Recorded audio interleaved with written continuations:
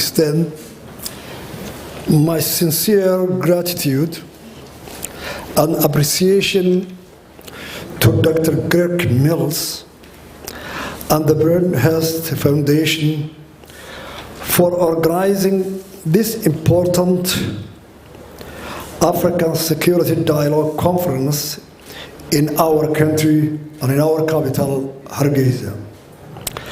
The choice of the venue is a clear indication of the prevailing peace and stability in Somaliland and the confidence you all have to Somaliland. Thank you all, and I am looking forward to a very productive and valuable outcome from the workshop. Our journey to statehood, Somaliland's journey to statehood was an arduous process. The determination of our people to establish their own state was so overpowering,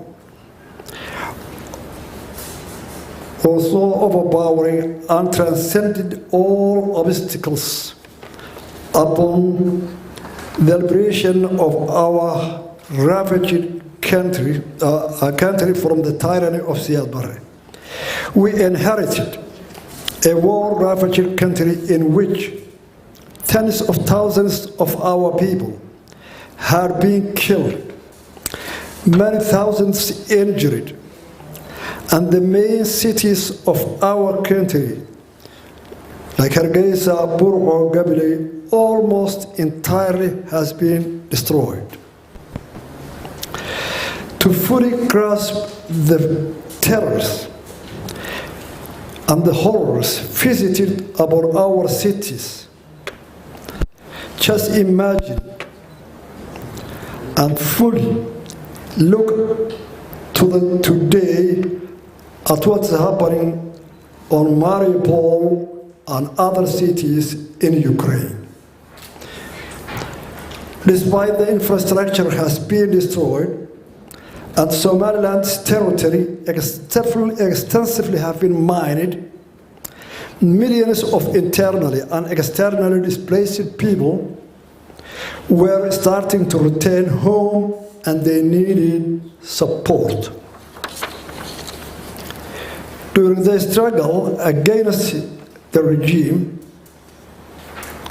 Sh.Barbaraawi, the dictator, deliberately exploited clan divisions in an effort to retain his power. There were, therefore, parties of Somaliland regions that did not support the SNM during the struggle against that regime. The people in these regions were naturally worried. Trust and confidence building was essential and helped the key to get a lasting peace. So we prioritized reconciliation and peace building. Therefore, the SNM tasked the traditional leaders and elders with the responsibility to heal the rift among the Somaliland communities, who was on the opposite side of the struggle against that regime. This strategy was pursued with vigor and established the foundation upon which the peace and stability of Somaliland stands up to today. In the early days, the SNM held a series of localized peace conferences that paved the way for national meetings. In Berbera, in February 1991, that conference turned to set the scene for a larger National Conference to be held in Burma in April and May 1991.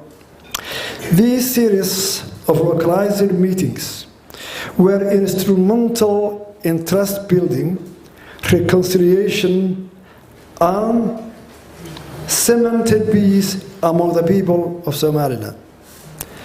It is often accepted that Somaliland has succeeded in terms of reconciliation and state building largely due to the sustained focus on resolving issues of community level before attempting to tackle issues at a national level. Communities were allowed to resolve immediate disputes and agree terms of the future discussions before moving to tackle issues on regional and then to national levels. Somaliland's reconciliation peace-building process was largely homegrown, locally financed, and organized as a result of initiatives taken by a diverse range of actors with broad support from the grassroots. At the Burma Grand Conference, all Somaliland clans, their traditional leaders, politicians, intellectuals, and businessmen participated on a voluntary basis. The funding came primarily from the Somaliland communities and diaspora, with women playing a fundamental role in fundraising. The most consequential decision reached by the Burma Conference was the restoration of Somaliland independence. The other important resolutions made by the conference included mandating given to SNM to form a government to run the country for 2 years, with its chairman Abdurrahman Ahmed Ali as the president and vice chairman Hassan Isa Jama as vice president. The Central Committee of the SNM became the national parliament, with 10 reserved seats allocated to the Awdal and Seoul region.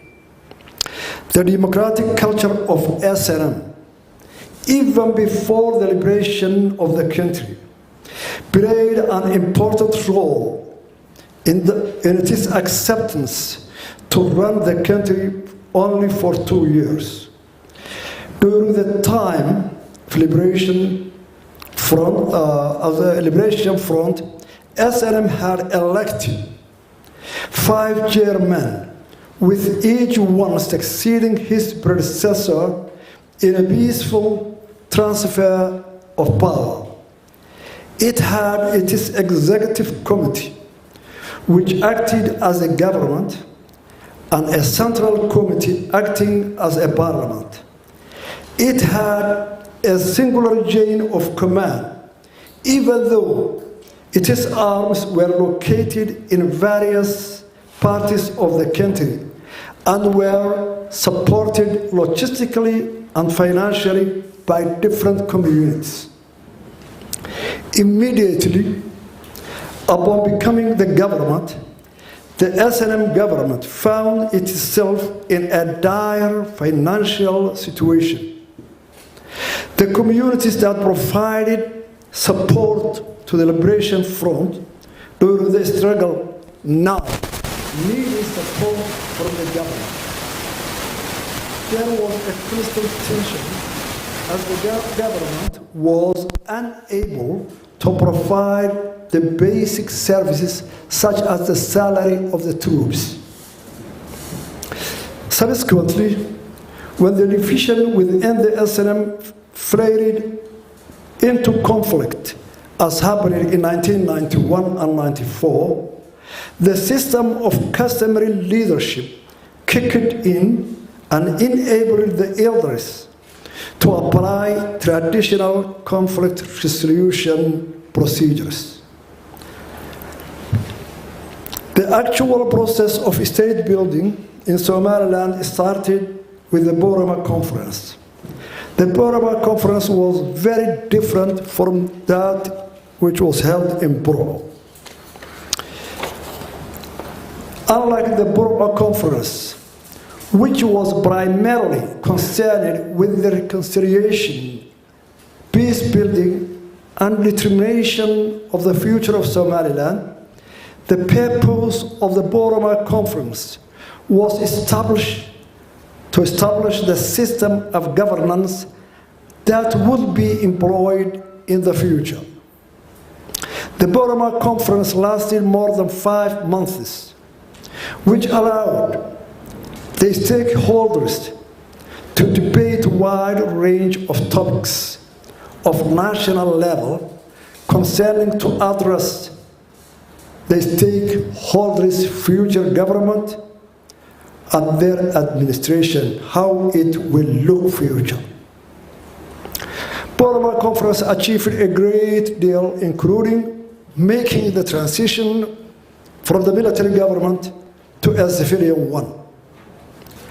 The conference showcased the Somaliland negotiation model, which tends to work on the basis of consensus, is the best foundation of decision-making. The major achievements of that conference were included Somaliland Community Security and Peace Charter, the National Charter, a system of government. After studying and debating different systems of government, the conference finally agreed on an executive president and bicameral parliament of equal members, 75 seats at that time. The formation of the government, the SNM handed power over the Gurti to enable the election of the president and the vice president. The formation of the government with Muhammad Haji Ibrahim Igal as a president and Abdurrahman or Ali Farah as vice president. The institutionalization of the Gurti as a national political body with a role in initiating peace building and mediation. The disarmament and demobilization of the SNM fighters and clan militias. In that conference, both the SNM fighters and clan militias were given an equal rights.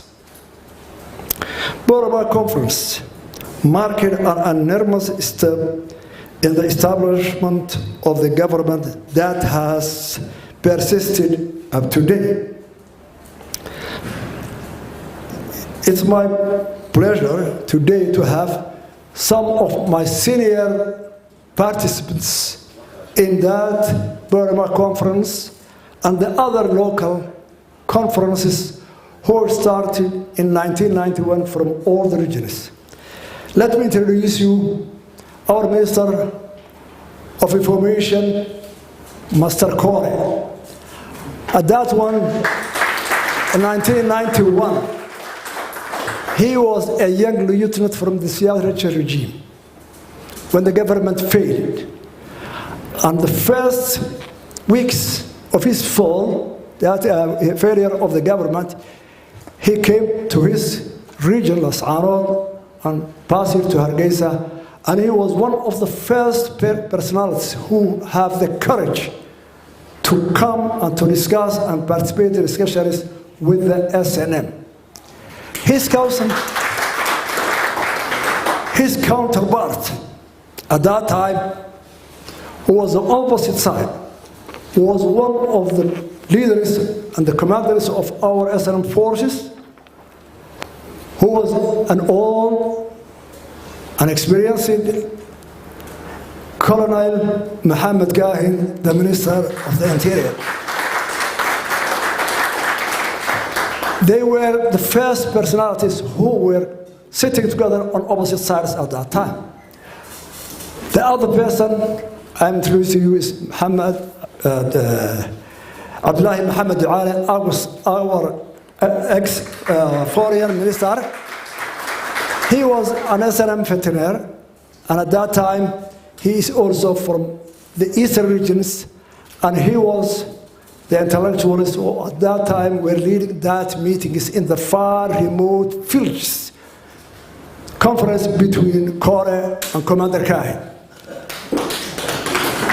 It's my pleasure to introduce to you today our very experienced journalist who was only maybe our few journalists who were in the combat zone, a veteran of SNM, and the president of the Veteran Association in 1991 at that time, who was one of the main tools and organizations who were going to mediate between the SNM and the other militias, and the leader is Master Yusuf Abdi Gaboube, who is still here today. It's my pleasure to have all my colleagues at that time.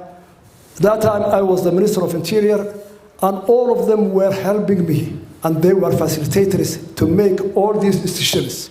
They were the people who were all the time advising with the Gurti and harmonizing the cultural and the customary law and the government, institutions of the government. The system of Somaliland government has since evolved from clans-based system to one of the multi-party democracy in a new constitution which was approved by referendum on May 31, 2001 by 97.1% of our population. Somaliland has had 5 presidents since 1991. Each one of them elected on a peaceful basis. The last 3 were elected in a transparent, peaceful, one person, one vote, democratic elections. All the power has been transferred by in a peaceful condition. In addition to a peaceful process of the presidential elections, successful elections have also been held for local governments. December 2002, November 2012, and May 2021. And the lower house of the parliament, September 2005 and May 2021. Ladies and gentlemen, peace and functioning state institutions has opened up to the space for economic development and growth.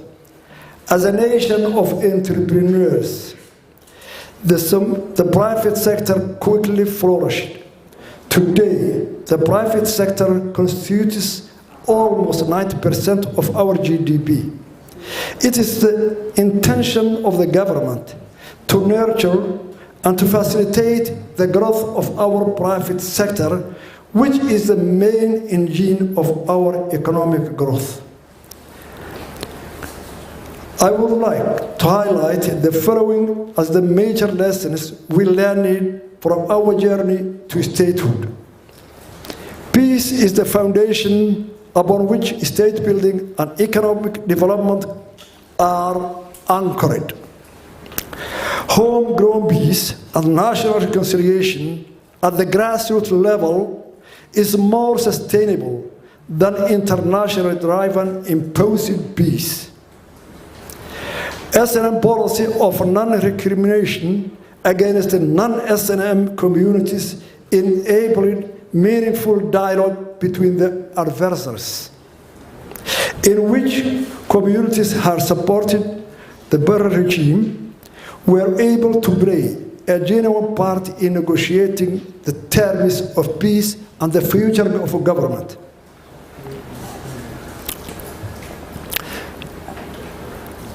That an act of kindness, even to your enemies, is better than revenge. In a gesture of that goodwill and human decency, SNM not only allowed thousands of refugees and the regime's military forces to leave their country peacefully, but provided with provisions.